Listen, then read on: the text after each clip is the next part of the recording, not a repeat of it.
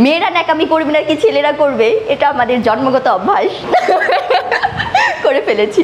মিডিয়াতে কাজ করছি, ইনশাল্লাহ ভালো একটা পর্যায়ে যাওয়ার চিন্তা ভাবনা, আর যদি না হতে পারি অবশ্যই বউ হয়ে যাব, আমার জামাইয়ের বউ হব। আসসালামু আলাইকুম, আমি হ্যাপি মমতাজ। আমার পরিচয় যদি বলি, মিস এভারগ্রিন বাংলাদেশ সুন্দরী প্রতিযোগিতায় আমি চ্যাম্পিয়ন হয়েছি এবং আমার প্রফেশন হচ্ছে আমি একজন নৃত্যশিল্পী এবং মডেল। ছোটোবেলায় একটা চিন্তাভাবনা ছিল যে আমার হাজবেন্ড হবে তাকে আমি দেখবো না, বিয়ের দিন একেবারে দেখবো, কিন্তু এখন চিন্তাভাবনা করছি যে আমার মনে হয় এরকম না, অ্যারেঞ্জ হোক বা লাভ হোক যেটাই হোক না কেন, অ্যারেঞ্জ হলে অবশ্যই তার সাথে 6 মাস কম করে হলো 3 মাস রিলেশন করব, কারণ একটা সারা জীবনের ব্যাপার, একসাথে থাকতে পারবো কিনা সেই চিন্তাভাবনাটা করে তারপর বিয়ে করব। যদি আম্মুর ফ্যামিলিরও যদি পছন্দ হয়, আমি অবশ্যই তার সাথে 3 মাস 6 মাস আগে কথা বলবো বা একটা রিলেশনে থাকবো যে আমরা একসাথে অন্তত সারাটা জীবন থাকতে পারবো কিনা। কারণ বিয়ে করলাম, পরবর্তীতে মনে হলো সে থাকতে পারছে না বা আমার সাথে মিলছে না, তখন তো আর এটা হবে না। মিডিয়াতে কাজ করছি, ইনশাল্লাহ ভালো একটা পর্যায়ে যাওয়ার চিন্তা ভাবনা, আর যদি না হতে পারি অবশ্যই বউ হয়ে যাব, আমার জামাইয়ের বউ হব।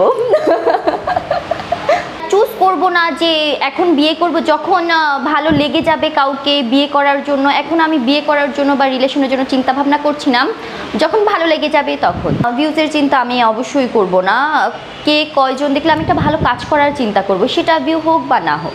আমার ফেসবুকও তেমন একটা চালানো হতো না, টিকটকও হতো না, শুধু মিস এভারগ্রিন বাংলাদেশ যখন চ্যাম্পিয়ন হই তারপর থেকে আমার ফেসবুকে ছবি ছাড়া হয়, নয়তো এর আগে আমার প্রোফাইলে শুধু একটা পিকচার ছিল। আমার কাছে ভালো লাগবে যে কেউ আমাকে ভালোবাসে, সেটা তো ভালো। ছোট যখন ছিলাম তখন হয়তো একটু কেন ভালোবাসবে, এখন তো আর ওইরকম চিন্তা ভাবনা নেই।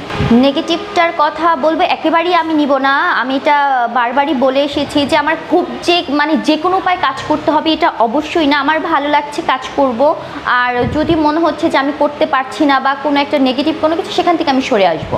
আমার কাছে মনে হয়েছে ডাইরেক্টলি ইনডাইরেক্টলি হয়তো বা কিছু বলতে চেয়েছে যে তোমার আম্মু বা এরকম কোনো কিছু একটা। তো আম্মুর কথা যখন আসে, প্রসঙ্গ আসে, আমি একটা বলে আমার আম্মুর সাপোর্ট হিসেবে সবসময় আমার সাথে থাকে।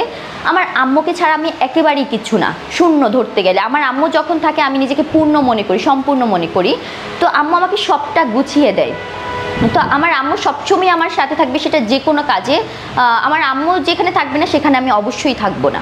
অনেকটা উপরে যেতে চাই ইনশাআল্লাহ, যেখানে গেলে সবাই আমাকে ভালোবাসবে। আস্তে আস্তে উঠবো, আমার তো তাড়াহুড়া দরকার না। আর আমি এত উপরে কীভাবে উঠবো, প্রথমটাতে তো আমার পাড়া দিতে হবে না, আমি ওইভাবে উঠবো না। আমি 1 2 3 4, আমার আম্মু আমাকে হাত ধরে ধরে উঠিয়ে দিবে। ছোটোবেলায় একেবারেই মার খাইনি, ছোটোবেলায় খুবই শান্তশিষ্ট ভদ্র ছিলাম। এখন একটু যেহেতু বড় হয়েছি, তো আম্মুর কাছে, আব্বু কখনোই না, আব্বু খুব মায়া করে। মেয়েরা ন্যাকামি করবে না কি ছেলেরা করবে, এটা আমাদের জন্মগত অভ্যাস করে ফেলেছি। আমার ন্যাকামি করতে হবে না, তাকালেই আমার লাগবে, হয়ে যাবে। আমার আম্মু যেটা বলবে সেটা আমি শুনবো। এখন সেটা আমার ভালো হোক খারাপ হোক, আমার আম্মু অবশ্যই কখনোই আমার খারাপ চাইবে না, কিন্তু আমার আম্মু যেটা বলবে সেটা আমি শুনবো।